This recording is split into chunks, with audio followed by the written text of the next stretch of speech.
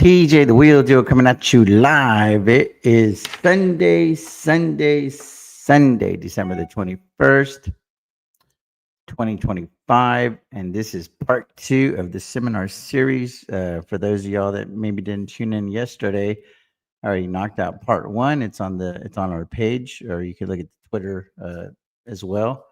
It's all on there. Basically, what I'm doing is I am putting everything that I've learned over the last 5 years. But before getting to that, as far as selling options goes, and before getting to that, I'm going through a very thorough origin story, if you will, because we're using this information to write the book, essentially. So you guys are here for all of that, the making of the TJ the Wheel Deal, manufacturing the win.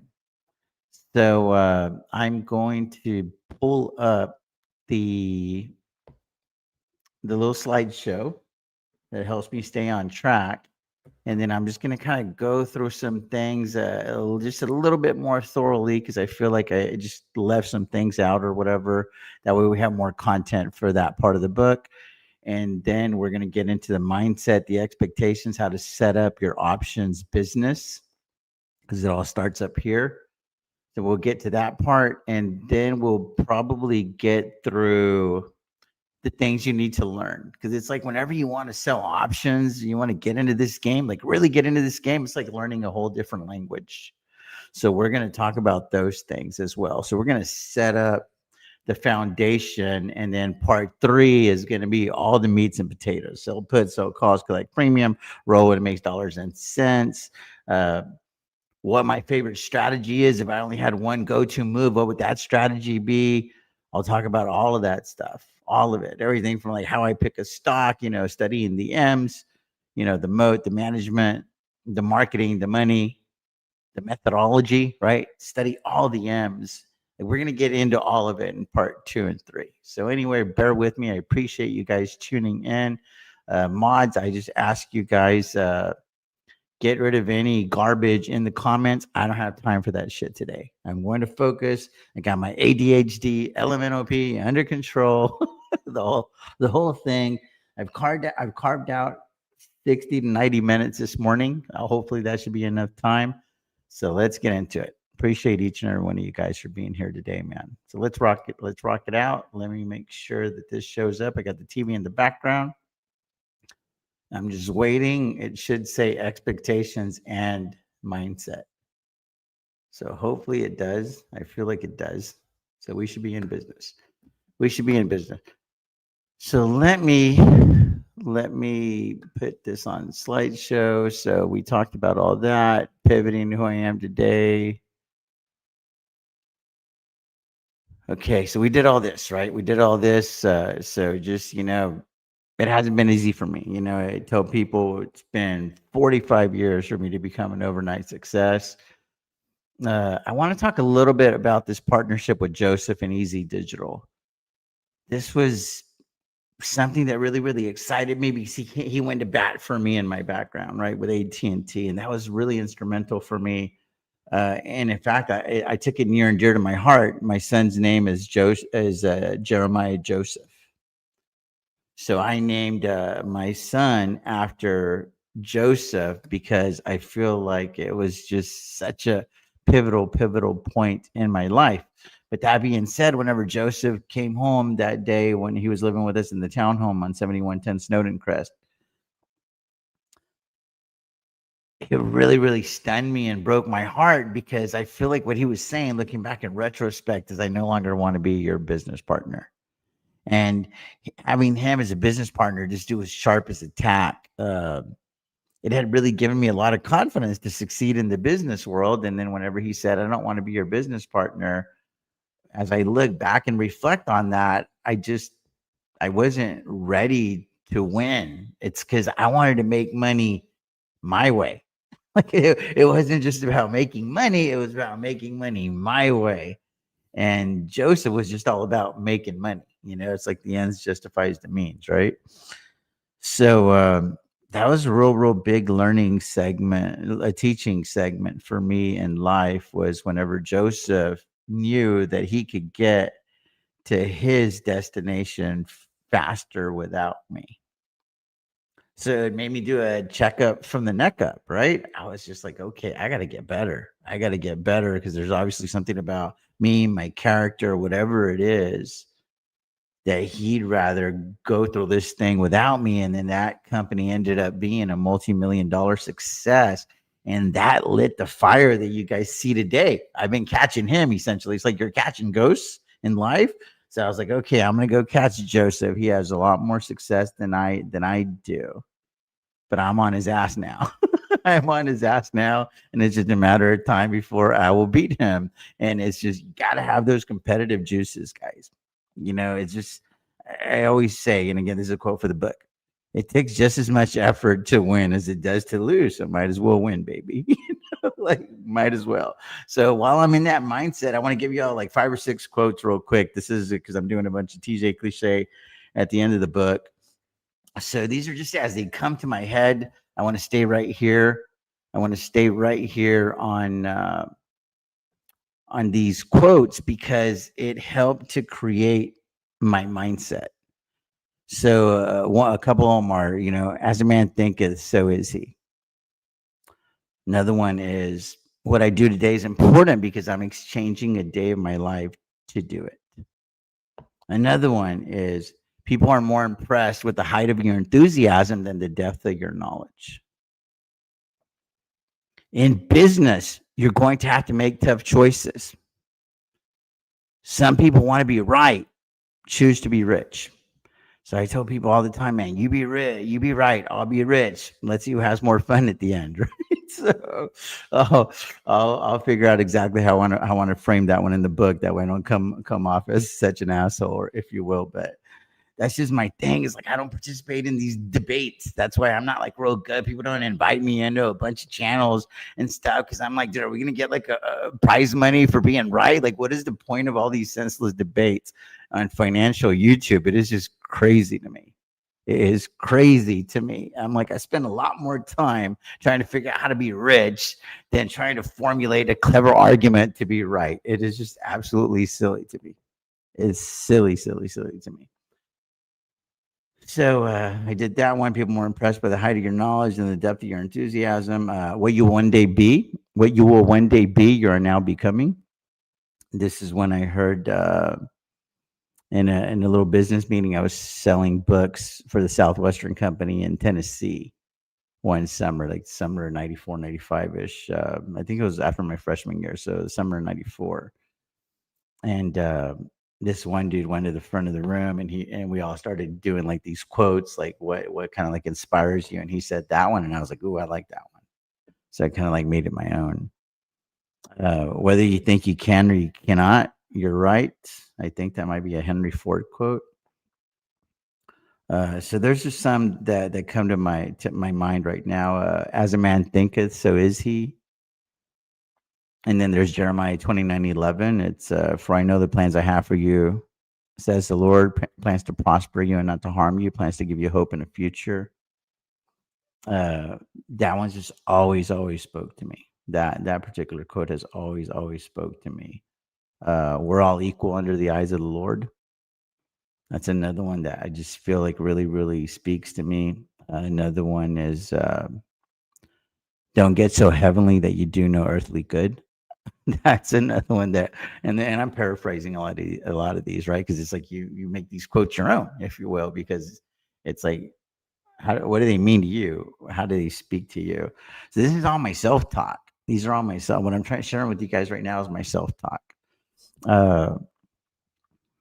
Your attitude will determine your altitude. In a world where you can be anything, choose to be kind. Like that one has always, it's just always touched me because I feel like there's people that they're like intentionally mean. And I'm like, who would want to go through life doing that? Like that just takes a lot of energy. It's crazy to me, guys. It's absolutely crazy to me. But in a world where you can be anything, choose to be kind. Anyway, we'll get back into that. I feel like I lost my little flow there for a second as far as like my thoughts. So we'll get into that. Let's see here. There's other stuff I wanted to touch on. Here's another one because I'm looking at the wine tour business. If you don't build your own dreams, somebody will hire you to build theirs. So I want to talk about the wine tour business for a second. My buddy Greg Ortiz, he had this, he's a retired major from the U.S. Army. He had this idea because he had moved to Blanco, Texas, and he was going to do his wine tour business. So I was like, okay, cool, I'll help you. So I started trying to sell wine tours, started driving on wine tours, whatever I needed to do to help his dreams come true. And then I ended up buying a van, and I was like, well, I'll do this with you. And then, but then we're like, I don't really want to like work for you. I want to have my own thing. This is when I was laid off from the oil field in 2015. So I started 777 wine tours. But I was like, what am I doing the whole time that I was doing that I was in that business? I was like, this is Greg's deal. Like he sees value in driving drunk people around. I'm like, I don't want to be driving anybody's spoiled ass around. He's like, brother, we're doing good. These people will be out there harming themselves, killing themselves, etc. I was like, I don't even drink, and I don't think they should either. So I feel like I was always like a little bit of a buzzkill. The wine tour business just never sat well with me because if there's one thing that I absolutely abhor in this world, it's alcohol. Like if I was, y'all wouldn't want me president, I would outlaw alcohol. I just feel like it's a crutch. It helps people like stand and cope, but it also keeps you from like getting ahead and progressing, and it's just like turns your brain to mush. There's no positive side effects of alcohol, guys. I grew up in a bar, so I feel like I've seen it ruin a lot of families. I lived an episode of Cheers growing up, living in a bar. I didn't talk about that early on, but that I'll try to add that as well. My parents owned a bar called La Tejanita Bar. It's like the Texan lady, and I spent a lot of hours there, and that really shaped me. It really, really shaped me because I was like, why would anybody want to spend so much time here? Granted, I was grateful because I saw a little bit of money coming into the family. So, and I already understood that monetarily. It was like 10, 11, 12 years old when I was hanging out at this bar. I was like, why would anybody want to spend time here? Don't they have families that they would rather be with? And it just always created this disconnect in my brain. I was like, I see the same people here over and over and over again. Like they don't have anybody at home that loves them. And then they just drink and drink and drink. And then they get here the next day and they talk about how shitty they feel because they drank too much. And here they are drinking again. And it was just like this vicious cycle. So early on, I decided I'm not going to drink. None of these people that are showing up to this bar on a daily basis, they don't have the kind of life that I want. So I recognized that at a very, very early age. So I'm very, very thankful for my parents for having that bar because it really drilled in me and in like my psyche, like really, really deep and in my subconscious, all that stuff, right? Then I'm not going to drink. I'm not going to drink. I'm going to go through this life sober because I want to be able to remember it. That being said, that comes with the side effect. I don't got anything to blame on. I don't got anything to lay the blame on for all my shitty actions. And I don't have like the built in excuse, oh, I'd never, done X, Y, and Z with that person because I was drunk or whatever. Women, they have like these built in excuses and then they blame alcohol for it and all that stuff. And guys go out there and act a fool. I did it all sober. I did it all sober. So I'm telling you, you can't blame it on the alcohol because I've done some stupid shit in my life and I was perfectly sober doing it. So keep that in mind. So we did that. So now I want to talk about the side hustle, guys. So September the 5th, 2019, I get the phone call. My daughter's taking her life and I'm on days off. And I don't have to report back to work till probably the 13th or 14th. So I like literally happened like right when I had just gone on days off. Like I had probably only been home a day or two, if that. So I had, 12, 13 days to kind of regroup. Alex, tool pusher at the time, the one that was on tower, I let him know. And then he was like, hey, take whatever time you need. We'll get people to cover you. And I was like, no, I need to go back to work. because I'm already going through a lot. And the last thing that I want to do is add economic troubles to my situation. I don't need any money problems right now. So I went back to work, and I was only able to be there for a few days. And I was like really, really testy with people. And I essentially walked off the job site. And then the tool pusher there at the time, his name was Sabino, he realized what was going on, and they set me up for this thing called bereavement, uh, where they gave me 90 days to kind of like go home and regroup. It was without pay, but I was at least going to be able to like keep my benefits and stuff, as far as medical, dental, that kind of thing. They're like, "Hey, we'll give you 90 days to kind of like get it all together, and then you got a job as long as you get here within the 90-day mark." And I was like, "Okay, I'll take it." But it's effective from your last days off. So I feel like they kind of cheated me 2 weeks there. So that's what started the hustle. I was like, okay, well, I got this wine tour business. And I had already stumbled upon Rounders in San Antonio. They had a little card club there, and it was on Hebner, actually. So I was like, well, let me do that. Let me do that. And then I had already gotten set up to drive Uber and Lyft, because on a couple of the days off, I was already experimenting with it because I was already at my wit's end with the oil field during this time. So I was like, I need to just figure out how to make $1,000 a week, man. If I can figure out how to make $1,000 a week, that's about what I end up taking home anyway when it's all said and done with the oil field. But I could be at home all the time. I feel like my son's going to need me. His kid sister just died. Second time for him. My son had another sister that passed. That it was not my daughter. This is my his mom's baby girl. She didn't make it. So I was like, my son's going through a lot. So I was like very worried about his well being. And I was like, I just want to be there. Like, I want to be at home more. So that started this mad hustle, guys. It was like a mad dash for cash, right? I was selling wine tours everywhere I could. I was driving Uber and Lyft, and I was playing poker 3 or 4 nights a week. And before you know it, I looked up, and I was making well over $1,000 a week easily, easily. Every session at Rounders on average, it was like 200 or 300 bucks, and I was there for like 2 or 3 hours. And I was like, well, that's pretty easy money. It's low stakes, but it's very, very consistent. I could play pretty tight, aggressive, wait for the right situation, get my payout, have the discipline to go cash out, and then turn on Uber and Lyft, and I'll go make another 100, 150 there. And I'm going to grind it like the oil field. I was investing, 12 hours of my life per day in the oil field. Why can't I do 12 hours a day doing this? And then Randy Rodriguez was very instrumental for me. This was a very, very pivotal moment in my life. And he's like, hey, you're already driving these drunk people around in your car. Why don't you pitch them wine tours? They obviously see the value in being driven around. They see the value in their safety. They obviously like to drink, because I was driving Uber and Lyft mostly late at night, and there was a lot of drunk people that I chauffeured around, that I hauled around.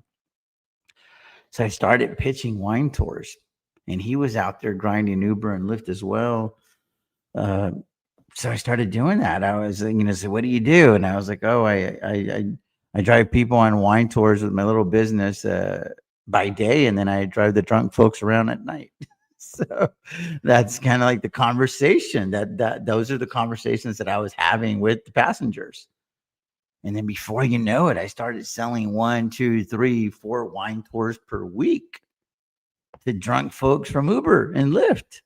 And I was like, man, this could really work, because, this ride, yeah, it's only 10, 15, 20 bucks. But then I sell a $777 wine tour. My profit on that, if I hire a driver, is going to be like $500. I'm making oil field money if I could just do this. And it seems like drinking ain't going to go out of style anytime soon.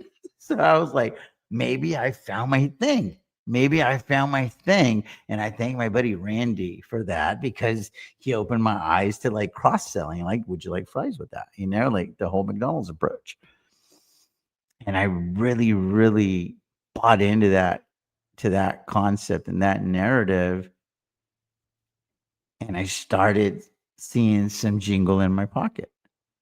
I was like, I can figure out how to make oil field money without having to be in the oil field. What a concept. What a concept.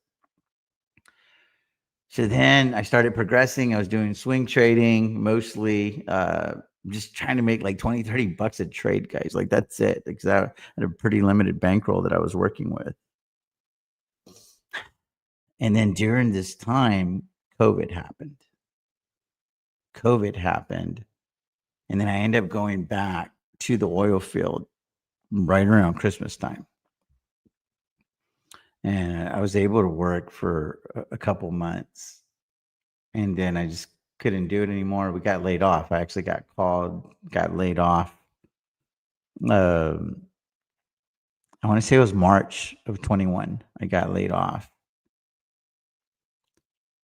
And I was excited.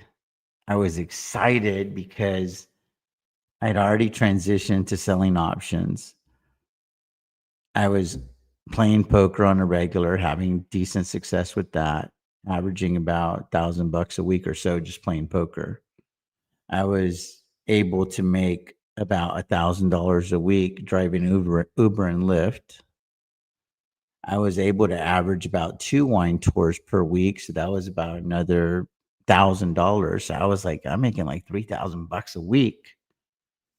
And then the government did me a solid because they're like, hey, you guys, qualify for unemployment.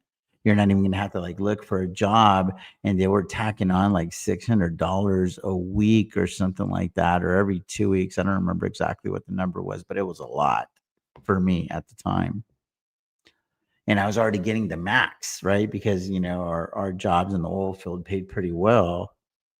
So I had like a lot of pride. I didn't even want to file for unemployment. But then I was like, man, maybe this is going to be the seed capital that I need, because I already realized that selling options was going to take more capital than I had access to unless I was willing to dig into my 401k. So that was a huge, huge moment for me when I went through the unemployment process.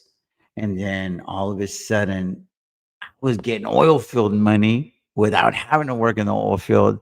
I got the wine tour money coming in. It's like multiple streams of income, right? I've got the poker money coming in. I've got the Uber and Lyft money coming in. I'm like, I'm seeing like well over $5,000 to $7,500 per month.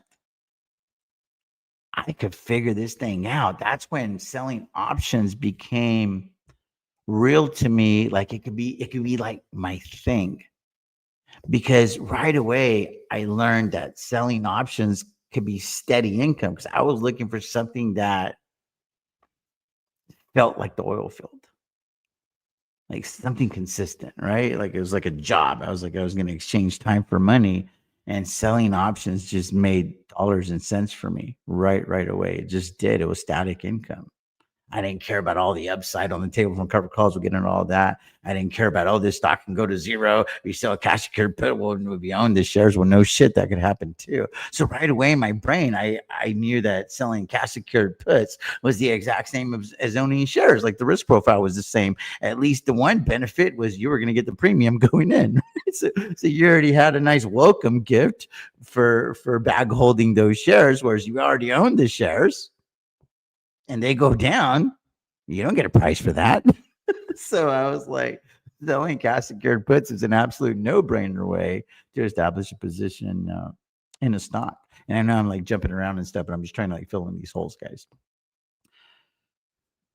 So Randy was real pivotal for me. And then I want to give a shout out to my buddy Chris De La Garza over here, same guy from Soteria Security. Um, and this one bothers me a lot to this day, because that business that we started together ended up leading to his financial ruin, because he had to end up filing for bankruptcy, put his family through absolute hell. And I was a big part of that because I couldn't figure out how to make the business work. And then obviously we cut ties. He goes into the home improvement side of things, and things really escalate. At first, they were going very well, and then they spiral out of control. He ends up filing for bankruptcy, and that's weighs heavy on my heart to this day. To this day, it weighs heavy on my heart. So that is something that I want to help my buddy Chris make the climb again. And he is making the climb already, like on his own. But I want to see what I can do down the road to like help him get to that level that he once was, because I feel like I was there at the scene of the crime whenever it all went bad. Even though I wasn't there for like all of it, I was there for the initial part of it. And, you know, I feel like if I would have been able to close the doors down to our business sooner, maybe the trajectory of his life is a lot different financially. But anyway, getting back to this particular story, Chris realized at first he was like a critic. I'm like, oh, I did this options thing or whatever. And then CARES Act happened. Donald Trump's like, hey, you can access your 401k and there's not going to be any penalties. So I pulled some money so I had more seed capital. Because by this time, I'm only working with like under $50,000 in the stock market. And I'm like swing trading that, and I'm like doing okay. Like, I mean, granted, it was COVID, so a lot of things were like going all crazy, and I was making a lot of money just like trading Boeing mostly and Uber, trading Boeing, Uber, and Lyft. Those were my three go-tos, and I was just swing trading them, Like I learned how to read the technicals a little bit. I would follow some people that were doing technicals on these stocks almost daily on YouTube, and was like, man, this is exciting. And then I stumbled across a company called Neo. And Neo was like my first bigger win in the stock market because I was able to write it up like several dollars. That was the first one that I like held on to for a little bit versus let me just go get my 30, 40 bucks and I'm out of there, because I just wanted to be in cash. I didn't know what it was like to really own an individual equity because I'd only done it one other time. And that's when I owned into it, because I'm just a buy, hold, and hoper, right? In the 401k, you're not looking at individual equities. You're not thinking about any of that stuff. So you see this stock going up and down all crazy. It really, really affected me psychologically at first. Now, obviously, I'm used to it. Now I probably have the most risk tolerance than anyone on YouTube and Twitter. But it wasn't always that way. You know, it's something that was like an evolution. But anyway, Chris gave me the golden nugget. Says, hey, why don't you charge people money and teach them how to sell options? And you could do that on those Uber rides instead of leading out with wine tours, because you don't even like wine tours. You don't even drink. You don't particularly like people that drink or that drink around you. I don't like to be around it. I really don't. I don't like to be around people drinking. It's not my thing. So I changed my little profile on YouTube on Uber and Lyft. That says, you know, I kind of like trade the stock market. I drive Uber and Lyft. It makes me feel good about my station in life, you know, kind of like keeps me humble, if you will. So I had a pretty nice car. You know, I had a pretty nice car. I was driving an Audi. I had a BMW. And whenever I went full time out of the oil field, I got a Jaguar. I got a Jaguar XJ supercharged 2016. It was a little bit older, but Chris was like, dude, this is like the poor man's S-Class Mercedes. So this will save you like 30,000 bucks or so. Go get a used Jaguar and then spin the wheels, drive Uber and Lyft with it. And then it'll also give you like credibility. So I did that. I had decent credit at the time, but not like great credit. So my dad actually co-signed that car for me because the interest rate went to like 2.9%. It was going to be like 8 or 9% if I did it. So my dad did me a solid. I told him what the business plan was. He was like, let's go for it. My dad's always been my champion. And so we did it, never missed a payment, thankfully. And I started spinning the wheels with the Jaguar in San Antonio, Texas, driving 8 to 10 hours a day, Uber and Lyft. And then I looked up and I was spending a lot of money on gas because this thing was a V8 supercharged 400 horsepower car. But it didn't matter because people kept asking me, what do you do? I know you don't do this full time. What else do you do? I was like, well, I play poker at Rounders and I do okay with that. But I do this. I do this. I drive Uber and Lyft. I have a little wine tour business. And then I just started dabbling with selling options. So I just started throwing it in there. And I remember it like it was yesterday. It was like 5 o'clock in the morning, a real successful businessman. I was taking him to the airport in San Antonio, Texas. And he's like, what do you mean sell options? Like covered calls? And I was like, you don't say. Yes, just like covered calls. I go, I want to eventually graduate to the wheel strategy, but I don't understand that quite yet. But covered calls, I have really wrapped my mind around covered calls. I was like, do you dabble in the stock market? And he pulls out his phone, hands it to me. And it was the first 7-figure account I'd ever seen on Robinhood. And I was like, at this time, I'd already moved money over from the 401k. So I got a 6-figure account on Robinhood. I think I'm like hot stuff. And I see my first 7-figure account. He's like, yeah, I keep hearing about these damn covered calls. Got a bunch of shares of Apple. I've got he had like solid companies on there. He was like, but I don't really understand the covered call thing.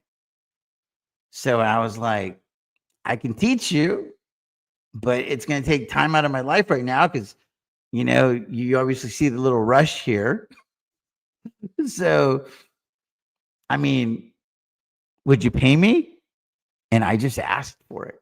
If you ask not, you get not. You get not. That's a quote for the book. And he was like, what are we talking?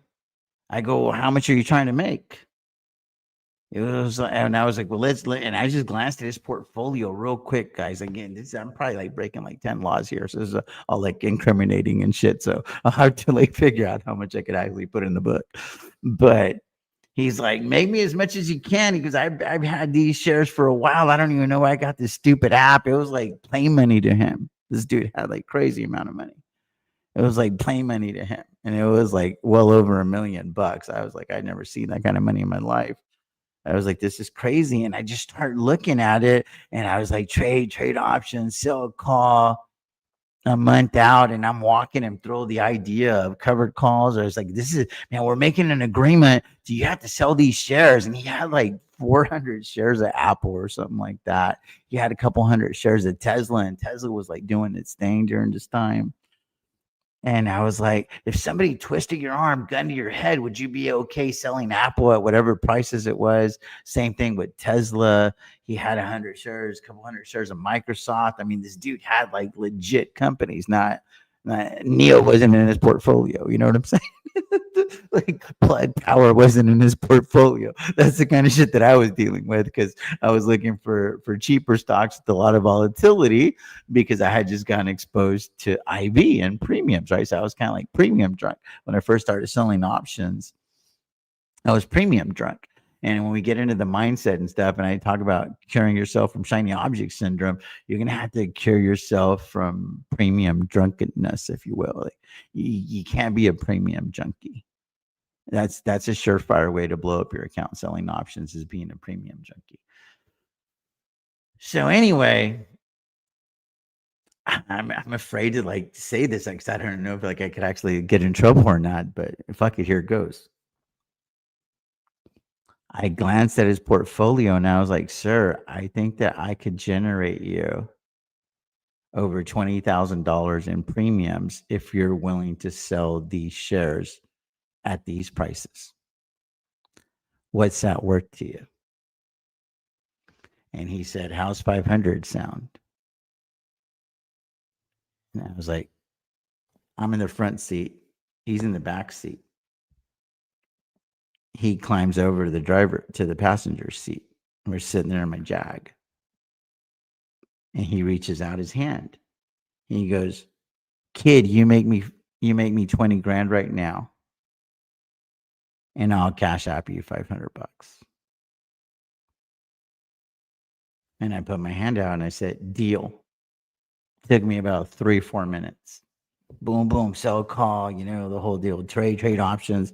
I knew how to navigate the app. And I did it for him. and he got over $20,000. He gave me the $500, and I never saw him again.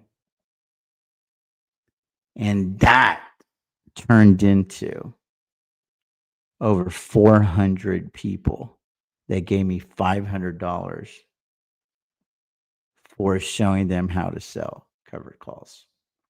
So when I got into this YouTube journey, I was like, I'm not going to charge people money. Y'all remember this early on, you've been rocking with me. I didn't want to charge any money for sharing my knowledge with people, because the thing that I promised these people, they gave me $500 for showing them how to sell covered calls. And these were all people that had pretty big accounts, mostly on Robinhood.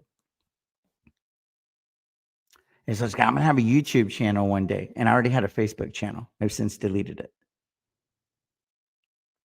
And you're gonna be able to have access to me the rest of your life on my YouTube channel, because I'm gonna get good at this thing. In fact, I'm gonna get great at this thing. I'm going to be the best ever at selling options. I just know it. I feel like this is what I was born to do. And I said it with that kind of conviction. And that was my seed capital. Early access to the 401k, and over 400 people giving me $500 to show them how to sell covered calls, which would take me no more than 10 minutes. No strings attached. That was my seed capital in the stock market. But I'm sleeping with like one eye open at this point, because I thought the feds were going to come like knocking on my door one day. Like it felt very Can-Am Capital. Like I was like, I feel like those guys are doing shady shit. I'm not real sure, but real sure if they're doing shady shit. But I'm here. I don't think ignorance is going to be a good defense, if you will. But I got paid for showing people how to sell covered calls. $500. It's crazy. It's absolutely crazy. Look at my prices now, right? It's like $3, $9.99, $25, $100, depending on how many FaceTimes you want. So I set those prices because there was a part of me that felt guilty. There was a part of me that felt really, really guilty. But then as the years went by, the guilt went away, because all I did was make them money. All I did was make them money. And that's how, like, that whole, like, we push buttons and live with those results or whatever. One of the passengers gave me that quote. Hey, we all push our buttons here. I'm a grown ass man. I want to make the money, and then I'm willing to pay for that because I don't know how to do it. So I'm just paying for an education here. So they convinced me that everything was good. And they were premium drunk as well. And that's how it happened, guys. I mean, it's the truth, So what can I tell y'all? I don't even know that I'm proud of it or whatever, but I'm grateful that we're in the middle of this massive bull market because of COVID. And I was able to explain to people, hey, you're capping your potential here. He was like, it's like most of them were like, I don't give a shit. I want that money. I'm selling these shares for a profit. I'm good with it. I was like, well, there's tax implication. They didn't care. And I had never had people hand me $500 with such excitement. It was intoxicating.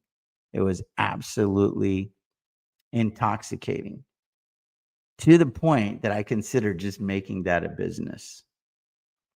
And then I have a heart-to-heart with Chris. I'm just going to click over here. That way it's not so distracting for me. In fact, I'm going to minimize this and just talk to you guys for a second. I had a heart-to-heart with Chris. And I go, hey, dude, I don't want to be known as someone who made his money talking about something he does for a living. I want to actually be known as the guy who makes money doing the thing that he talks about for a living. I need to grow the portfolio. I don't want to just do that. And he's like, dude, all of these people have just shown you that they're willing to pay for that kind of education. What are you doing? What are you doing? I go, it doesn't matter. I'm good now. I'm set. Got over $250,000. My 401k was at a pretty decent amount. I was like, I'm good. I can make a living right here. I got 6 figures right here just selling cash secured puts and covered calls. Mind you, this is how premature this whole thing was. That's why you got to be careful with furus on YouTube and X. I didn't even know you could roll options at this time. Whenever at least for the first 100 customers that gave me $500, I didn't even know that you could roll options. That's how green I am at the time. And I'm just picking like 20 to 30 deltas. Most of these people that were getting in my Jaguar because it was luxury, right? So it was like I was getting higher quality customers in San Antonio, and Robinhood was like, dude, it was pumping. Like a lot of people were getting on the Robinhood app because of COVID. So I was a beneficiary of that. That's why whenever we ended up leaving COVID or Robinhood in February of this year, and I got kicked off the platform, and we'll talk about that story later too. I never wanted to talk shit about Robinhood because the momentum that app had, that company had, gave me my seed capital, if that makes sense. And you're going to need that if you want to sell options for a living. Anyway, man, I appreciate each and one of you guys tuning in. Let's get back into this thing. Let's do it. Let's do it. So I think that's enough on the backstory as far as that goes. So then now I just want to tell this story of how I started really becoming TJ the Wheel Deal. And then we're going to finish it off with expectations and mindset and the terms that you need to learn if you want to sell options for a living. And we'll stop there. Give me a thumbs up if you like the format, because I'm just trying not to like inundate y'all with too much information on each one of these lives, because I feel like it's just going to be more than you're going to be able to handle anyway. So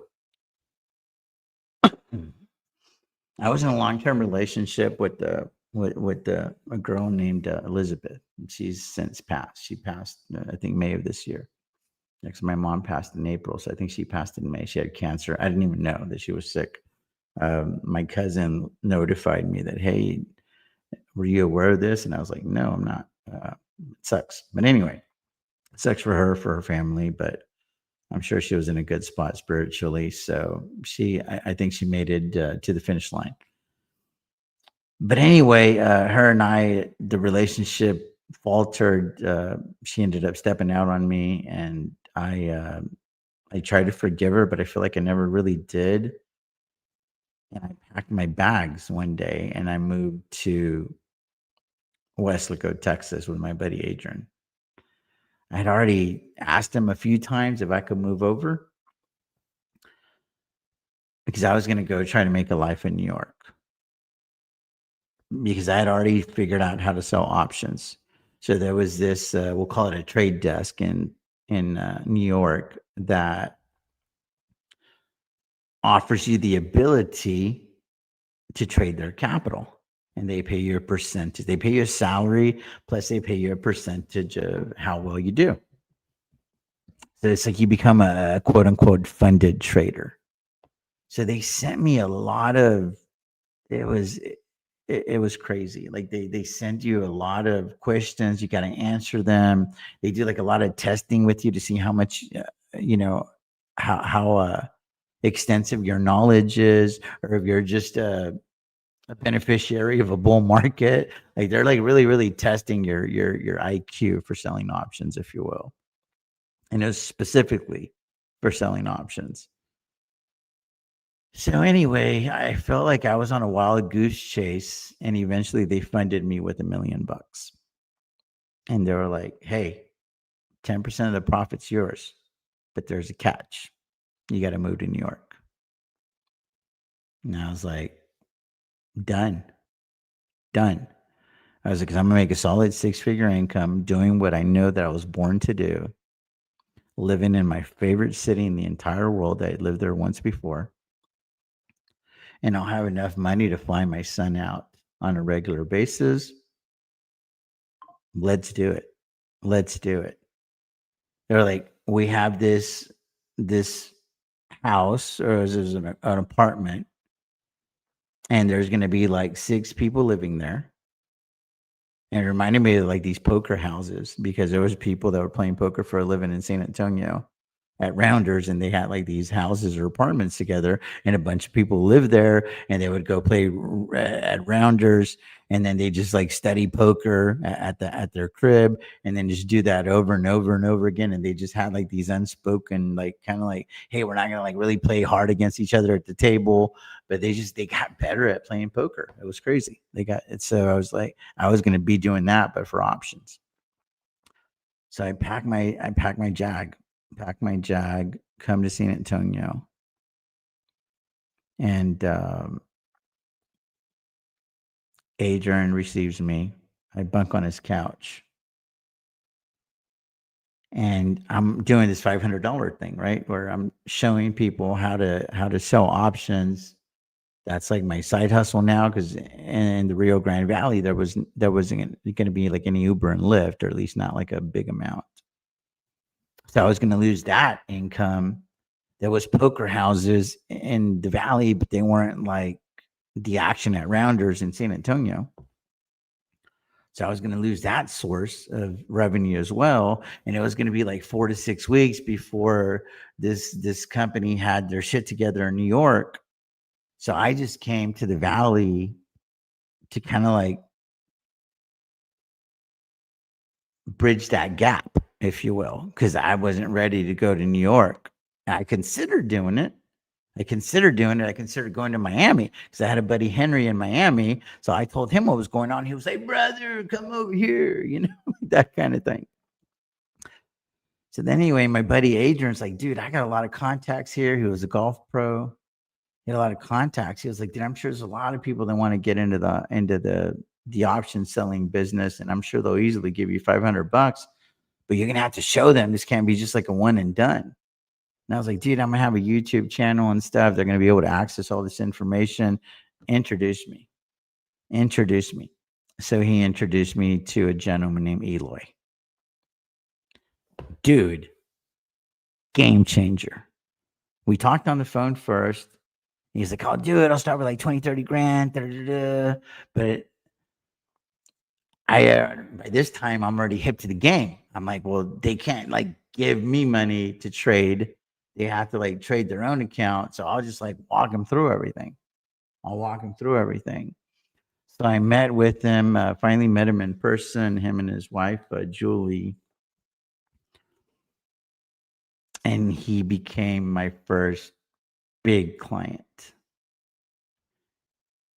And man, it has just been an absolute game changer ever since. So I basically encouraged a lot of people to open up accounts on Robinhood. And I was like, legally, I can't push any of your buttons, but I could tell you what I would do if it's my account. So I figured out the gray area there. So I played in the gray, right? Because I didn't have the licenses, but I knew how to do it. Like by this time, I'm already pretty damn competent in what I'm doing. Not like the way that I am now, but I was good enough to be dangerous. And a handful of people with really, really big money, they trusted me. But before that, it's like, what else did I do to get my seed capital? After I had the confidence of, over 400 people giving me $500 to show them how to sell specifically covered calls, I got 5 people to invest $1 million each. And I created a Regulation D 506 offering because I was familiar with them because of Can-Am Capital in California, in Culver City, California. So I utilized a company in Houston, outside of Houston, and they walked me through it. It was a process, man. It took probably 3 months or so to go from A to Z. But I had already done the hardest part. I had already procured the capital. So they taught me about limited partnerships and general partnerships. And you don't need a bunch of licenses because this will be like a hedge fund, private equity. The SEC and FINRA doesn't give a shit about rich people. All those laws are for poor people so they don't cry wolf. And I'm like, what? And he was like, yeah, that's the way that it works. The SEC and FINRA doesn't really mess around with accredited investors. Are the people that are willing to put in the money into the fund, are they accredited investors? I was like, they got $1 million. I think they would be, because they're million liquid. And you're telling me you got 5 people already. They couldn't. I was like, dude, I got 5 people already. 3 of those were from Uber. 3 of those were from Uber passengers. Crazy. It's crazy. So we entered into this agreement where I'm going to be able to call them. They're going to place the trades because there was like a lot of licensing that I was going to have to like maybe get. We weren't sure, but this was like the quick way to get it done. And we entered into an agreement that I was going to get 10% of the profits because that's what the company in New York was paying. So I pulled the $5 million together and I was able to double it twice in about 18 months.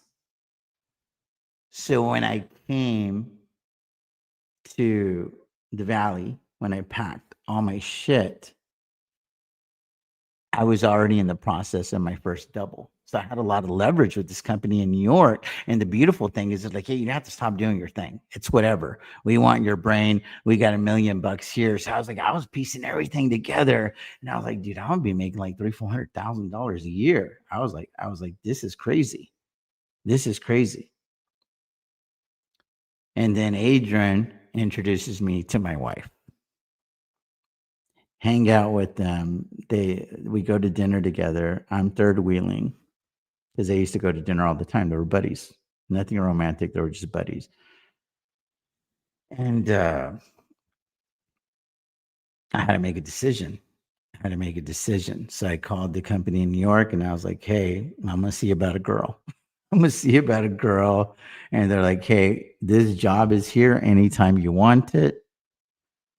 And we can get you all the way up to $10 million and you're going to get the 10% because by this time I had already started the YouTube channel a little bit. And so I had some credibility. In fact, they let me start the job not being there, but they were adamant about wanting me to be there in person. So it ended up not working out, but it's all good. It's something that I've considered though, even to this day, because I have a pretty good working relationship with them.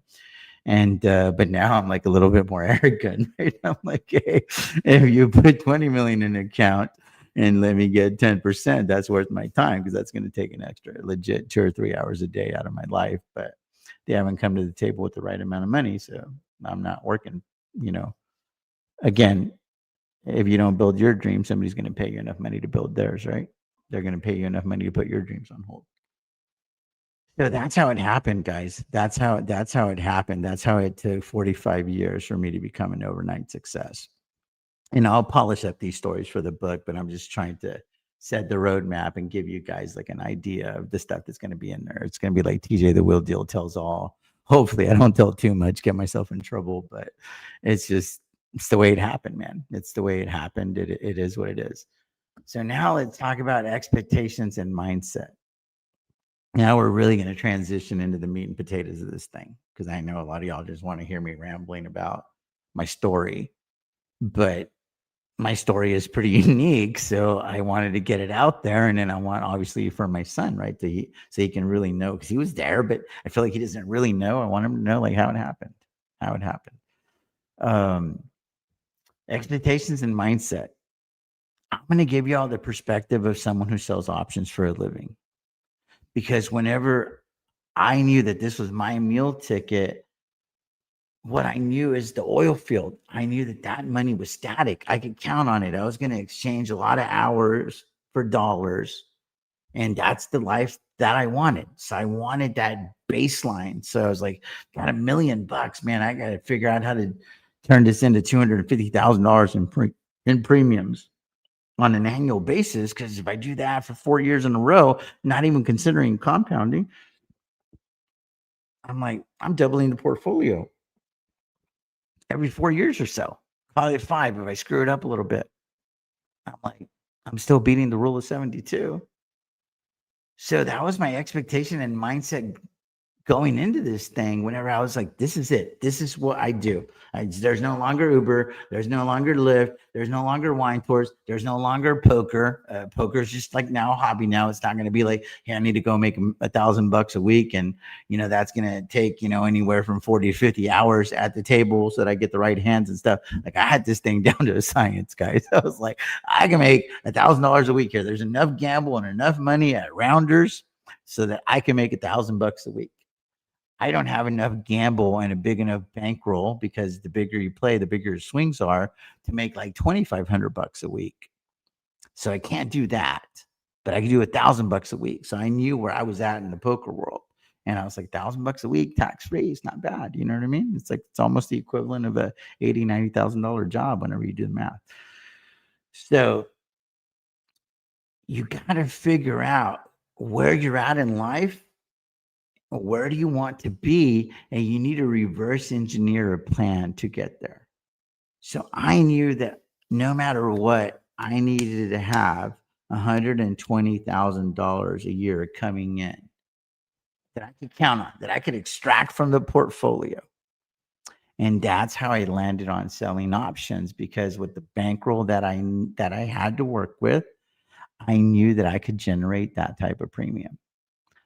So you got to figure out your business plan, where you're at, what kind of capital do you have? What kind of mind capital do you have? How much knowledge do you have? Because you got to play to your levels, right? Like there's a lot of people that have a major league bankroll with a minor league mindset and minor league knowledge. And then there's people that have minor league capital with major league knowledge. You're going to have to be able to marry those eventually. You need to have major league capital with major league mindset, with major league knowledge, right? Like you got to elevate yourself. And if you don't have the cash, if you weren't born into this thing, you're not part of the lucky sperm club, right? Because I can't teach you how to be born rich. No one can. That's not in your control. But dying rich is. That's when that could be a quote for the book. You're not in control of being born rich, but you are in control of dying rich, right? So I think that should be a hell of a quote for the book. So I have spent my whole life, the books, the tapes, the seminars, the whole deal to get to this point. And then I'm going to go back to this slide here. What gave me my mindset?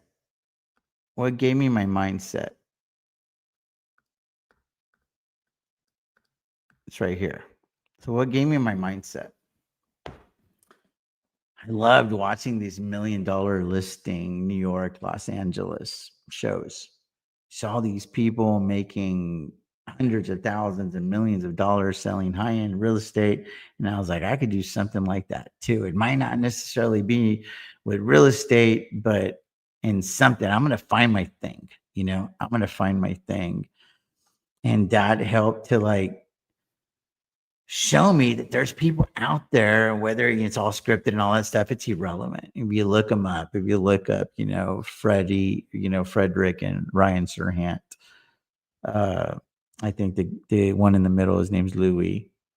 They made good money selling real estate. Like it's legit. And they obviously made good money being on the show as well and all that stuff. But there was a guy, Josh Altman, Josh Flagg on the $1 million listings, Los Angeles, and I would watch these shows as an adult, and I was like, I can make money. I was like, these people don't have shit on me. In my mind, that was that. Like I was watching those shows with a different mindset, and then as a kid, I would watch these infomercials. That was Carlton Sheets making money with real estate. That was Don Lepre placed thousands of little ads in tiny little newspapers, and you can make a shitload of money, I guess, selling stuff. And then there was Optionetics.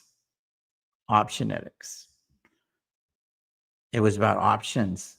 It was a course that they were selling. I was a kid. I would tell my dad, buy me. That's what I want to do for a living, Pop. I'm 8, 9, 10 years old. This thing's coming out late at night. And he's like, no, we don't have any money for that. But, keep watching it. You'll pick something up. And then down the road, that could probably be what you end up doing for a living. If the lawyer thing doesn't work out. So those are all the things that planted the seeds for me. Those are all of the things that planted the seeds for me. So I'm trying to, here we go. Expectations and mindset. So guys, we touched on this yesterday. I can give you knowledge, but I can't give you your temperament or set your expectations. You need to give yourself at least 3 to 5 years. Rarely do businesses boom after 1 year. So you need to be realistic with your business. And you need to cure yourself of shiny object syndrome as fast as you can.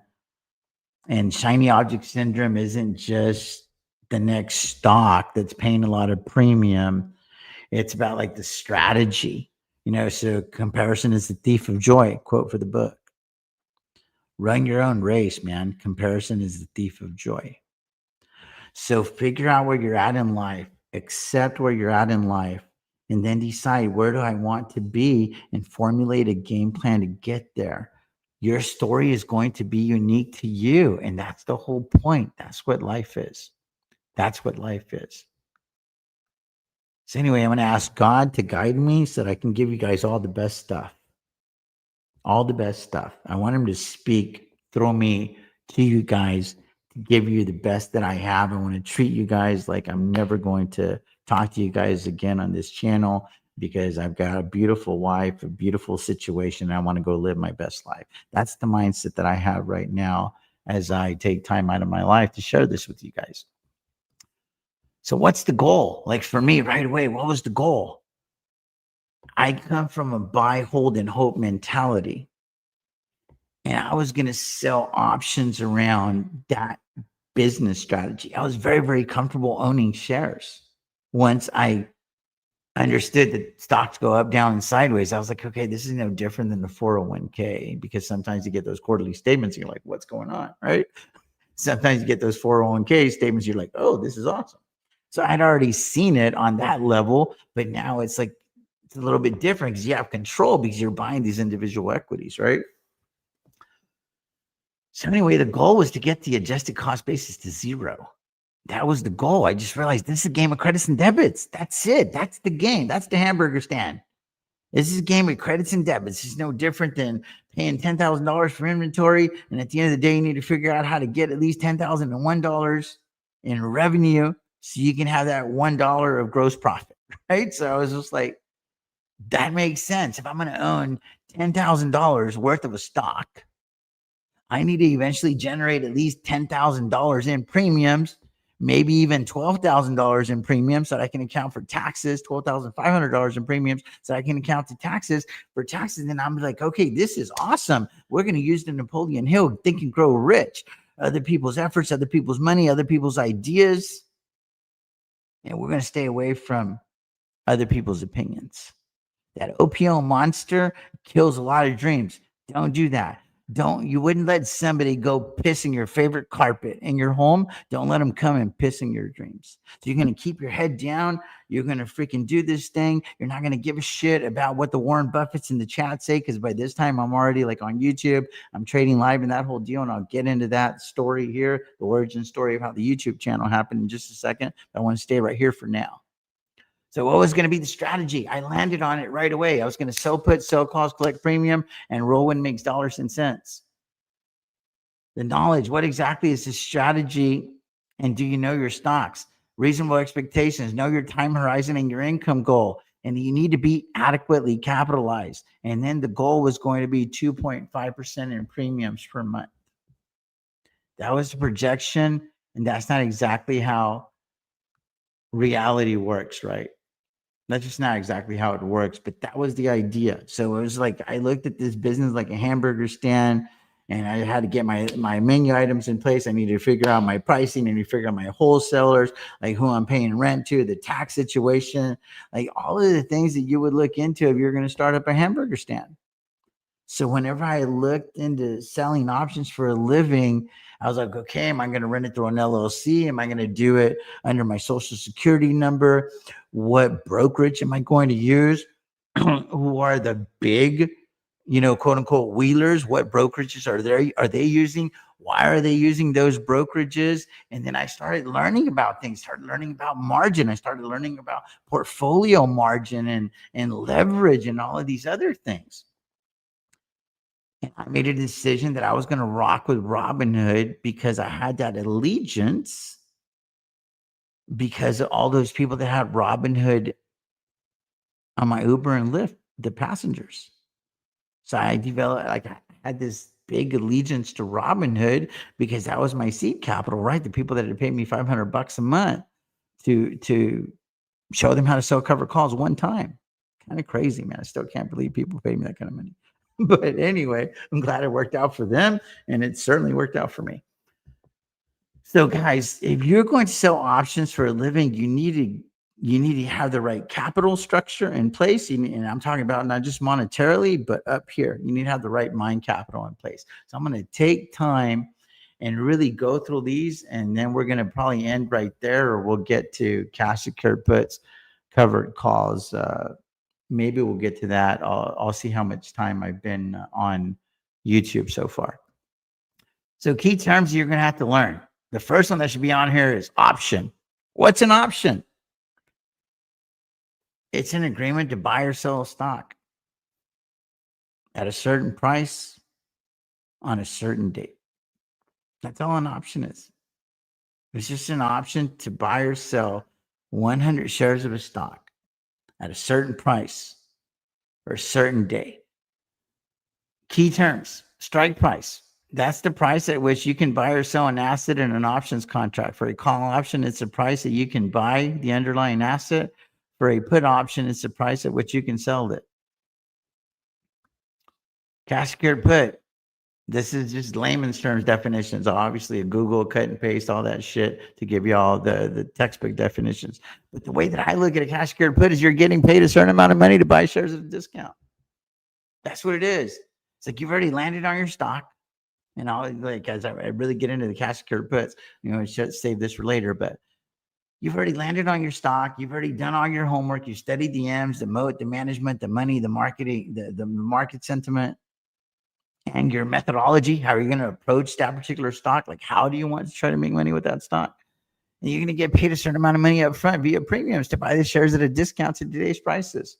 Rolling, closing in existing options position and simultaneously opening a new one, usually with a different strike price or expiration date. This strategy is used to extend the duration of the trade. You're essentially just renegotiating the contract. Expiration date: it's the date in which the specific contract that is sold or bought expires. Covered call: you already own the shares, right? It's an option strategy where you own the shares of a stock and you sell call options on those shares. By selling the call option, you earn a premium, which can provide some income. So essentially, you own these shares, you bought them for X, you agree to sell them for Y. That's a covered call, and they pay you money for that. I always equate this to like having a rental home with one distinct caveat. The premium is like your rental income. The difference is when you own the house, you don't actually put your house up for sale to collect the rental income. Whenever you own the shares and you want to, quote unquote, put your shares up for rent/sell, that's the issue. You got to put them up for sale in order to bring in that premium. So I like to use that analogy, but you have to be clear. You have to be clear that there is some legit differences there. Expire worthless. It's an options contract. Expires worthless when it reaches its expiration date and is out of the money, meaning that it has no intrinsic value. So it doesn't go in the money. So if you own shares at 10, you have a cover call at 12. If the shares are trading below $12, those are out of the money. If it's trading above 12, those are in the money. So whenever they're out of the money, they expire worthless. DTE is days to expiration. It refers to the numbers of days remaining until an option contract expires. LEAPS stands for long-term equity anticipation securities. These are options contracts with longer expiration dates, typically ranging from 1 year to 3 years. A wash sell, these are all terms you're going to have to learn, guys, in no specific order. A wash sale is an option in options occurs when an investor sells an option at a loss and then repurchases the same option or substantially identical one within 30 days before or after the sell. This is for the equity as well. It's not just specifically for options. This is for the actual equity as well. You sold Tesla for a loss at 400. If you had bought Tesla, or you sell Tesla 30 days before or after, you're not going to get those tax deductions. So you just got to be careful with wash sales. Extrinsic value, also known as time value, is the portion of the options contract that exceeds its intrinsic value. And I'll get into these a lot more later. Intrinsic value is the actual value of the options contract based on the difference between the underlying asset current price and the option strike price. 50 and 200-day moving averages. The 50 and 200-day moving averages are commonly used technical indicators in stock and options trading. This is the average price of a stock over the last 50 or 200 trading days. RSI, Relative Strength Index. That's a big one, which is a momentum oscillator used in technical analysis to measure the speed and change of price movements. It ranges from 0 to 100 and is typically plotted on a scale. Covered strangle. Difference is you already own the shares, so you don't have unlimited upside risk. So then obviously there's going to be a naked strangle as well. And here we're talking about it as a short strangle. In the money refers to an options contract that has intrinsic value. I think we already talked about that one. Out of the money, we talked about that one. At the money, it's like right there. If you have an agreement to buy the shares at 12 or sell the shares at 12, and if it's trading at 12, that's considered at the money. Short strangle. It's a simultaneous agreement to buy and sell shares on the same date. Short put versus short call. Same thing as a covered strangle. The only difference is here on a short strangle, you don't own the shares yet. On a covered strangle, you already own the shares. So you own 100 shares of Tesla. You have an agreement to sell the shares via a covered call. You have an agreement to buy more shares via a cash secured put. And you're running that over and over. The beautiful thing about the covered strangle is, one, it's more capital intensive. And the reason it's more capital intensive, because it's less mind intensive. It's less stressful because you don't have the unlimited risk to the upside. Whereas you have the same risk profile to the downside, right? You already have an agreement in place to buy the shares if it tanks via the short puts or your cash secured puts, but you don't have an unlimited risk to the upside. If Tesla does a moonshot in this example, you're good because you're already covered. If it does a moonshot and you're in a naked strangle and a short strangle, you got problems. So you're going to have to cover that position, or you're going to have to keep rolling and rolling and rolling and rolling and rolling. And it could get very, very stressful and very expensive very quickly. Greek's basics: delta, gamma, theta, rho, high IV, low IV. Delta measures the sensitivity of an options price to a $1 change in the price of the underlying asset. It's also the percentages of assignment. So you have a 30 delta, 30% chance of assignment, 30% chance that the option expires in the money. It's kind of like the cheat code. And then I want to talk about real quickly, what is short delta and long delta. So you have negative signs whenever you sell options, and that's because you're short delta. If you sell a covered call, you're going to be short delta. Why? Because if the stock goes up, that's negative for you, right? Because you're short delta. If you have a covered call at 12, you own the shares at 10, you have a covered call at 12, you're not really pushing for the stock to go up because that has a negative impact on you. That's what it means. If the price goes up and it has a negative impact, that means that you're short. If the price goes up and it has a positive impact, that means that you're long. It really is that simple. Don't confuse this shit, guys. It's not that difficult. It is not that difficult. When you're short delta, this price goes up, that has a negative impact on the options price for you. When you're long delta, the price goes up, that has a positive impact for you. So that means that you're long delta. Same thing with gamma. Gamma is the measure of rate of change of delta for a $1 change in the price of the underlying asset. So gamma is essentially the accelerator to the delta. So you want to look at delta as the car. You want to look at gamma as the accelerator, the gas pedal, if you will. So delta is going to switch for every dollar in movement.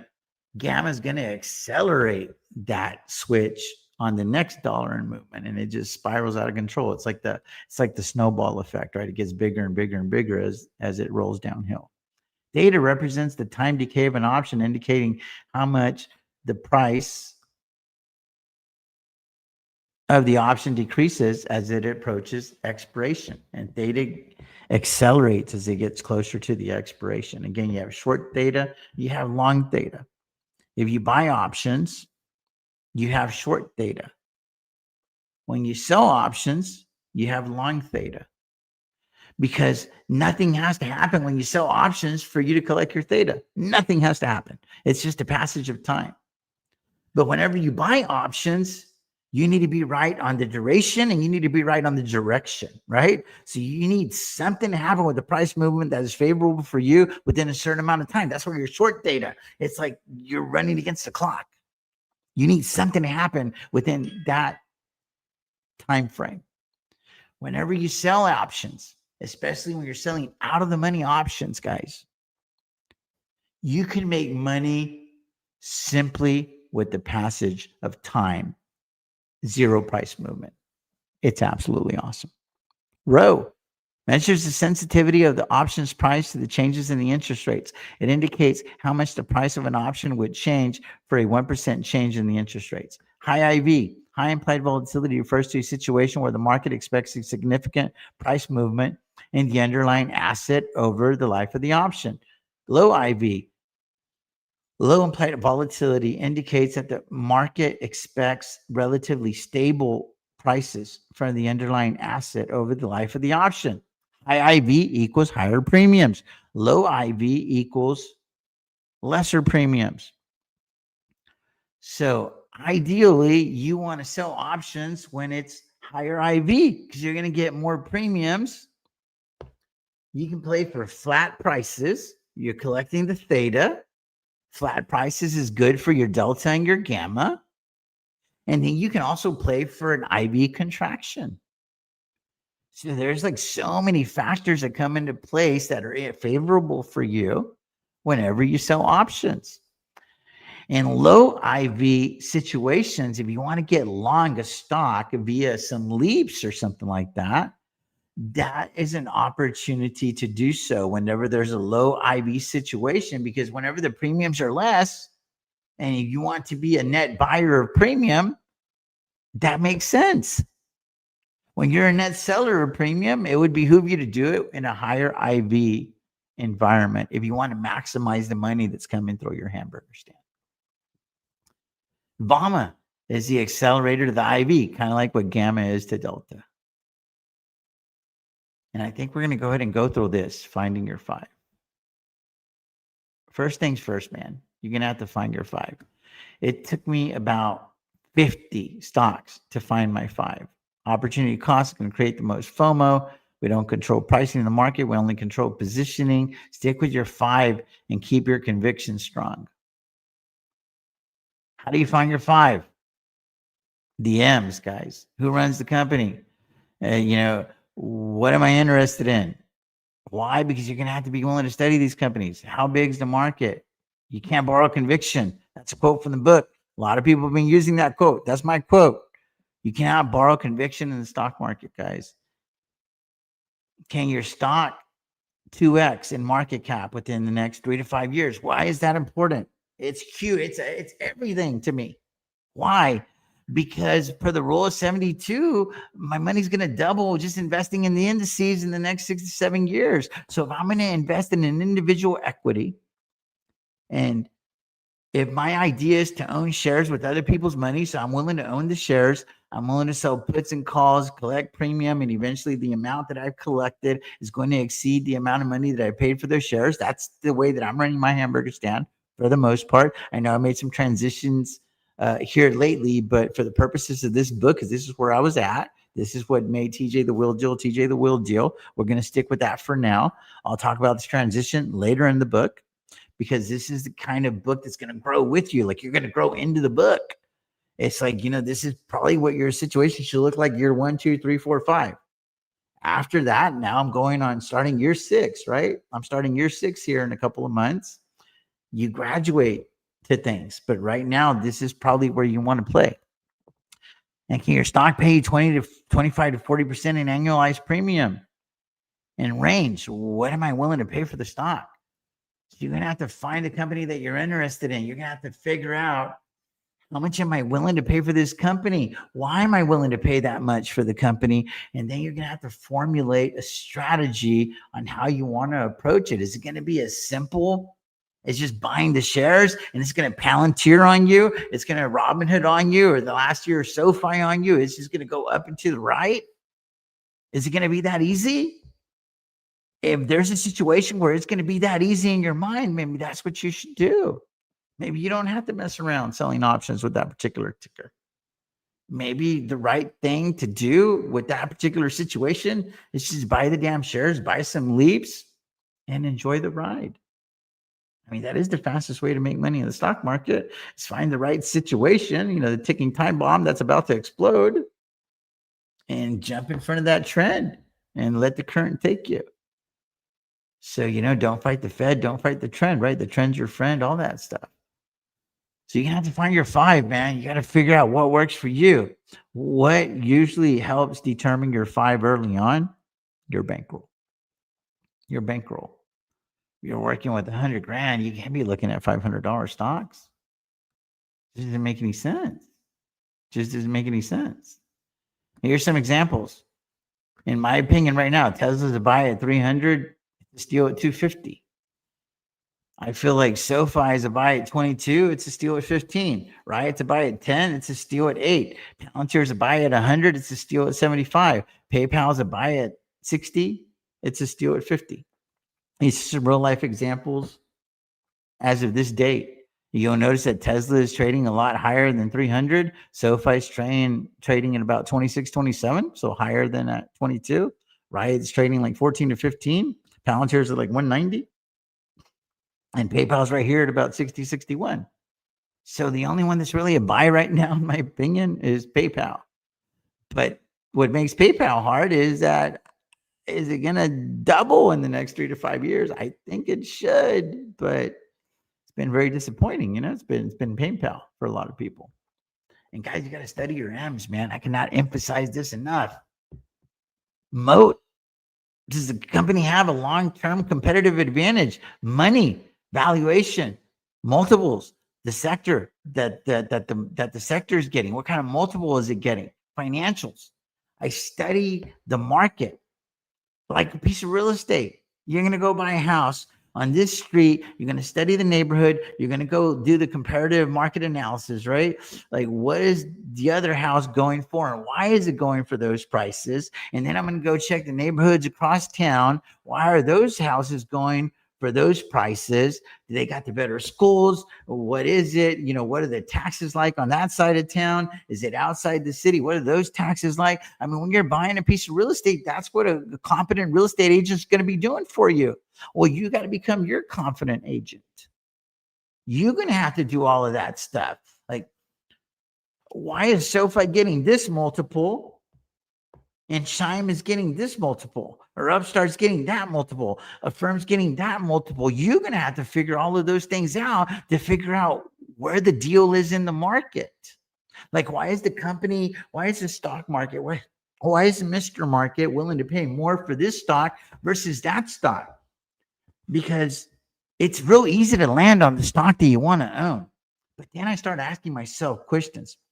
Why do I want to own this stock? And at what price do I want to own this stock? And for how long do I want to own this stock? Is this stock just a trade, or is it an investment? Is it a permanent fixture in my hamburger stand? Is it a permanent fixture in my portfolio? These are all of the things that I ask myself before I ever place the trade. So why am I placing a trade? Am I going to approach it via cash secured puts? Am I going to approach it with buy right? Like, am I going to approach it with leaps? Am I going to do synthetic longs? Am I going to try to run the poor man cover call strategy?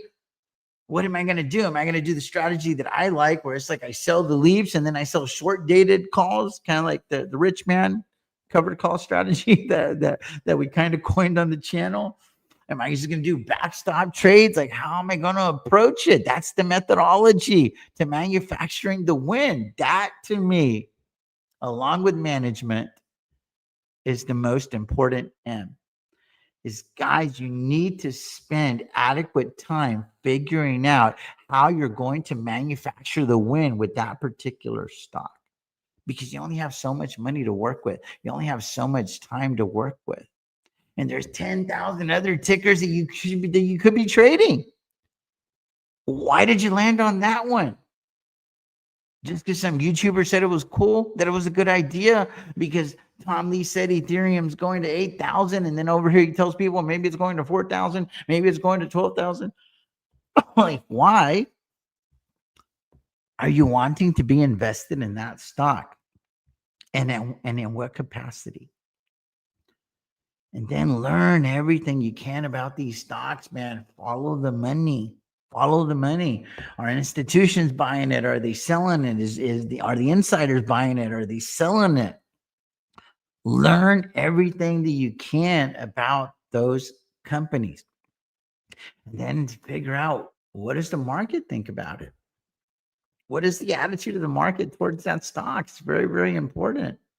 Management, what kind of experience do they have? Have they taken a company to the promised land before? What's their compensation package? Are they tied to the share price appreciation? That's how I landed on SoFi. One of the biggest bull cases for me with SoFi was Anthony Noto's compensation package.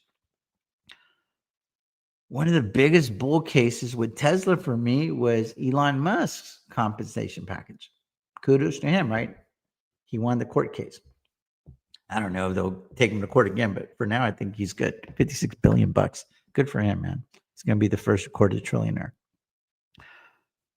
The M's are important, guys. You need to spend time on your M's, and don't be in a hurry to build a position. Let it come to you. Let it come to you. Building your portfolio. I think we're going to stop here. Because I'm kind of losing energy. So let me give you the preview of what's coming. So building your portfolio, 25, 25, 25, 33, 33, conviction versus cost, etc. So that's coming. And then we got let's start your wheel, cash secure puts, buy right, strangle. We got all that coming. And then we're going to get into it, all things cash secure put, etc. In fact, let me try to get through this. Let me try to get through this part right here. So you got 100 grand. You got 100 grand. It's like, how you want to do it? 25, 25, 25, 25, 3 stocks, right? 33, 33, 33, 5 stocks, 20, 20, 20, 20. You got to figure that out. But I am going to talk about this right here because I feel like I got it in my head right now and I can spit it to you guys real good. There's going to be conviction and there's going to be cost. Higher conviction stocks usually come with the higher cost. That's just the way that the world works for whatever reasons, right? Get what you pay for. But the way that I like to enter stocks is with the 25, 25, 50 strategy. I feel like I'm a cooler. Like I'm the guy at the casino that they pay money to go just stand at that blackjack table because this dude's making a lot of money. And if you stand there, he's going to start losing money and we'll like comp you for that, the penthouse. Like I feel like I'm that guy in the stock market. If you want a stock to go down, just ask me to go buy a share and it'll go down. I feel like anytime I buy a stock, I feel like it just goes down. So I formulated this 25, 25, 50 strategy, whereas it's like my bullets. So the first bullet, because I had this expectation, this anticipation that the stock could drop like 50% the minute that I decide to sell a cash secure put, or the minute that I decide to buy 100 shares. Now, mind you, when I'm looking at a stock, I'm always looking at them in 100 share increments. Whenever you're an option seller, you should look at stocks in 100 share increments. Very, very important. So $100 stock, you need to make sure that you have the right money. You know what I mean? Got to make sure you have the right money. $500 stock, you need to make sure you have the right money. So a stock is high, apply 25% of what you would like to have if the stock price drops and conviction is still high, deploy the second 25% bullet and so on. So let me talk y'all through that. And I'm going to go back to one of these right here. So let's take SoFi. Let's take SoFi. So that's the stock that's made me the most amount of money. SoFi. So it's like $26 right now, right? Whatever it is, 26 to 27 bucks. So I have 100 grand that I want to deploy to SoFi. So I earmark 25%. If I think that SoFi is trading above the level where I actually want to buy it, and in this case, it is, right? It's trading like 26, 27. I would like to buy SoFi at 22. So what I start doing is I'm like, okay, well, I definitely don't want to buy it at these levels. So I'm going to have to utilize a buy right strategy. I can't use a buy right strategy. I'm going to have to use a cash secured put strategy, and more so, it's going to be more like a cash grab. Meaning, I'm going to sell cash secured puts or short puts, depending on if you have portfolio margin, and we'll get into the weeds later on that. But I'm like, okay, well, I'll sell puts at 25, but I have zero intention of owning those shares because it's not at my price. Just because the stock is not at your price doesn't mean that you can't make any money with it. So I know that I'm not interested in owning these shares at this price, but I am interested in owning these shares. So I feel like cash grabbing is a way for me to get paid to monitor stock. So SoFi is trading at 27. I'm going to sell puts at like 25 or 26, knowing damn well that if it goes down, I'm going to roll closer to my desired entry point. That's cash grabbing 101. Monitoring this stock, I got to get paid for doing so because I'm listening to the crew on Friday nights and all that stuff. I'm investing a lot of time and energy into the stock. I got to get paid for doing it. I can't get paid to watch their channels. So I got to figure out how to get paid with this ticker, right? So I'm like, okay, well, I'll sell puts at 26. I'll sell puts at 27 even. I'll sell puts at 25. Whatever I feel comfortable with for that month, week, whatever you're doing, 30 to 45 days out. That's usually what I like to do it, 30 to 45 days out. Manage 21 days to expiration, because that allows me to capture 50 to 60 to 70% of the premiums, and you stay away from gamma. The closer you get to expiration, the more sensitive the options prices become. Every little movement is a lot more significant as you get closer to expiration. That's why it's the tasty trade way. I preach 30 to 45 days out, manage 21 days to expiration. So you do that over and over again on SoFi. Just stay on topic. We do that over and over and over again. And then eventually, if SoFi gets into my desired entry point as far as the price range, then I can get more aggressive with my deltas on the cash secured puts. How closer I am to the money. That's your delta, right? The closer you are to the money, the delta is going to be higher. At the money is usually at about 50 deltas. So that's how I approach it. And I'm like, okay, I don't want to play too big. I don't want to play too big with SoFi right now because it's not at my desired entry point. So I'm only willing to deploy 25% of the $100,000 in this example. And now let's say it dips to like 24. It's a little bit closer to my 22 desired entry point. Now I'll be like, okay, well, instead of just utilizing $25,000, now maybe I shit. I didn't mean to do that. Maybe now I can utilize $50,000 and so on and so forth. Once if my entry point's legit $22, that's where I would like to own SoFi. Then now I'm like, and I was willing to earmark $100,000 in capital because this is where I'm willing to draw a line in the sand, if you will, plant my flag. I'm going to die on this hill, that whole deal, whatever analogy you want to use. That's when I'll be like, okay, I'm going to sell $100,000 worth of cash secured puts. And that's how I build out a position is I figure out where's the stock. Where do I want to own it? Why do I want to own it? I've already studied all my M's. This is where SoFi makes sense. And $22 is where it makes sense, guys.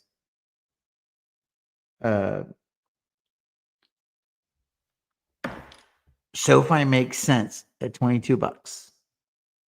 So right now, early on in my career, this is the way that I'm doing it.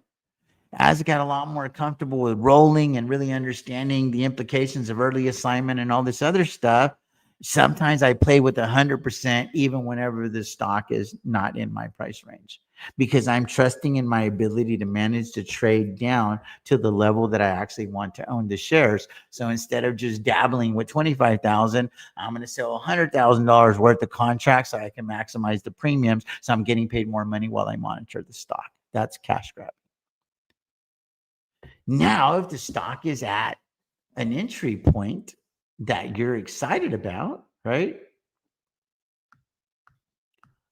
I'm seeing if, no, I got to get back here. Where's my little thing with SoFi and the little chart? Here we go. Let's say SoFi was already at 22 bucks. Major pullback in the stock market, recession's back on the table, unemployment's climbing, all the macro stuff that's no bueno for us. Fed talks about raising interest rates, right? Inflation's out of control. Oh my God. All that stuff, right? And you look up and SoFi's at 22 bucks. Now you're like, that's interesting.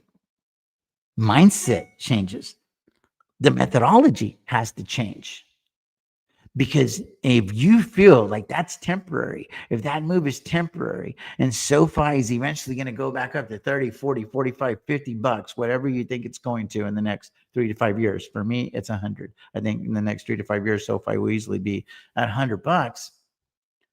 I don't want to miss out on an opportunity to buy SoFi at my desired entry point. So if SoFi was already trading at 22, then I would probably utilize a buy right strategy, or at the very least sell more aggressive cash secured puts. Because whenever you sell cash secured puts, the only money that you're qualified for is the premiums.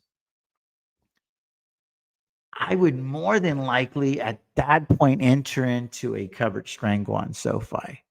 I'm like, well, let me own at least $25,000 worth of SoFi at 22, since it's right here.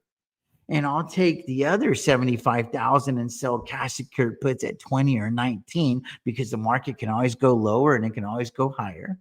So I don't need to like unload the gun here. But let me take ownership. That way, in case if it starts shooting back up, well, now the $25,000 that I own of SoFi starts printing as well. So now I have another way to make money, because whenever you sell a cash secured put, you only have one way of making money, right? It's the premium. That's it. When you own the shares and you still have money that you've allocated and earmarked to this particular position, now you have a second way to make money. You have the shares, so you're potentially qualified for capital appreciation. On the flip side of the coin, you're susceptible to capital depreciation, right? There's tails, there's got to be heads, right? That's the way it works. But you have more money to sell cash secured puts. So then you could potentially enter into a third way to make money. And that's why the wheel strategy is so awesome. It's a triple income strategy. It's because you can get the money from the cash secured puts. You get the money from the covered calls, because now you own the shares. You can sell the covered calls as well, get that premium through the door. And then you bought the shares at 22. You agree to sell them at 24 or 25. That's your capital appreciation. That's the third way that you can make money. And that's why the wheel strategy is so intoxicating. That is why it's so intoxicating. And then you collect the premium from the puts, the calls, over and over and over again. You look up, you're like, shoot, I got $25,000 invested in SoFi because it had pretty good IV, etc. 2 or 3 years later, you look up and you're like, dude, I've collected over $25,000 in premium. You've achieved your goal. You've lowered your adjusted cost basis to zero. You effectively own those shares with other people's money. Welcome to America. That's the American way. That's the American way. Own shit with other people's money. They call it credit. Man, when this started making sense to me, it started making a lot of dollars and cents to me. I was like, this is what I could do for a living. And now I want to share it with you guys. And I have been doing it, right, for the last 3 years or so on YouTube. So anyway, that's what I can give you guys today. Now I'm going to ramble a little bit. To put more meat and potatoes for stuff that I feel like I might have left out for the book, so bear with me, because I'm having to just try to get it all in there, man. I'm trying to give you all the good products. It's real hard to put my name on this product. Why? Because people are going to talk shit. People are going to talk shit, and then I'm going to get offended, and I'm going to spend time out of my freaking life to go talk shit back, right? Because that's how I'm wired. That's why I don't try to spend too much time doing these public sessions anymore and spending too much time clapping back at the naysayers on X and stuff. And then thankfully I have my wife to sleep next to at night. And she's like, baby, all these people want what you have. Don't pay them any mind. So she's my solace, right? She's my comforter. She's my rib. She protects my heart. She protects my mind. She keeps my headspace right. So, so I don't get so combative with people in the chat because they're all better than you, right? Whenever you're doing this live the way that I do, everybody's better than you. Like their portfolio would already be at 100 million if you ask them. But then you show them what their portfolio is at, and it's like at like 60 grand. You know what I mean? So it's like, so you're telling me that you have the right mind capital, but you don't have the actual results. So it is what it is. But anyway, hope you all have gotten value. I'm hoping that some thoughts come to my head right now. That way I can add some more stuff that I feel like maybe I could have done a little bit better. Maybe some quotes. Or did what you one day be or not becoming. Man, there's another one. There's another one that's really, really near and dear. And it's a Zig Ziglar quote. I'm going to botch it, but I'll put it perfect for the book because, there's Google. ChatGPT, Grok, right? If you help enough people achieve what they want, you will automatically get what you want. Something to that effect. And that's the genesis of the book. That's the genesis of this channel. That's what started it all. It was like I already saw a path where I was going to get everything that I wanted out of life. And I knew that I was going to get to the top of my success mountain because you have to define whatever your success mountain means to you. To me, it's over the years, it's gotten pretty simple. Live a life that God would be proud of. Because here's another quote for the book.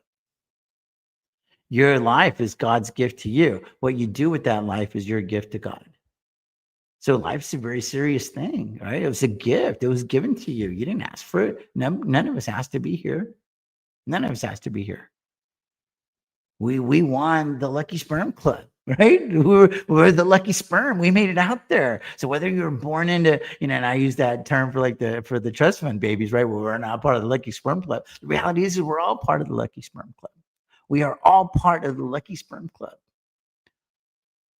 So make it count, man. Make it count. That's your gift to God. So it's like I want to live a life that God would be proud of, and I want to live a life that my wife will be proud of and my kids will be proud of. So anyway, that's what it's about. And then I wanted to share this journey. Like I said, I wanted to have the roadmap. I wanted to give of myself to you guys. That way and one day I'm not going to be on here anymore. And you guys will have a library of information that I have shared with you guys over the years. And you're like, dude, I can do this. Like this dude taught us how to fish because people have taught me. People have taught me over the years. I watched a lot of YouTube, and I'm going to give credit to a lot of the channels that I've watched. On the next episode, I'm going to go through YouTube and I'm going to pull up their pages of all of the channels that I stumbled upon early in my career that helped mold me into the person that you guys see today. Anyway, I got to get rocking and rolling. I appreciate each and every one of you guys. Sorry, I'm not spending time on the comments today because I got to run. I feel like I hear my wife up and at it, and I want to play husband. Appreciate Scott joining. I appreciate this person joining. Spread the word, guys, because it's going to be a lot of members only moving forward. It's going to be a lot of members only moving forward content. I'm going to be going live every time I make a trade. It's like, why am I taking this trade? What trade am I taking, etc. That way I don't have to keep doing a bunch of screenshots. I'll just do a bunch of 10, 15-minute lives. It's not portfolio update. It's these are the trades I'm taking. So that people can just tune into those if that's all you need, right? If you don't want the pep talk and you don't want the long narrative behind the whole deal, you don't want quote of the day, all that stuff, next year we're starting, it's a 1 minute with God. So every day there's something there. That's how I'm going to start every podcast with going into next year. So it's going to be awesome, man. It's been a fun ride. I appreciate each and every one of you guys, but I got to get rocking and rolling. I'll try to squeeze part three in here in hopefully in the next few days. In the next few days, I'll get this done. And then Manish is going to be helping me along with Alex, and we're going to get this book done for you guys. So all of this information, the information from the seminar that I did like a year ago, information when I've done like all things cash secure puts, covered calls, rolling. I've done some interviews, like I did a real good one with Alex's dad. So we're going to put all of that in, and then we're going to use artificial intelligence to help us pick the best stuff from everything to give you guys the best product called TJ the Wheel Deal, manufacturing the win. I got to run. I'll see you on the next one. TJ the Wheel Deal signing off. As always, may your sky stay blue stock screen. Peace out. God bless you guys.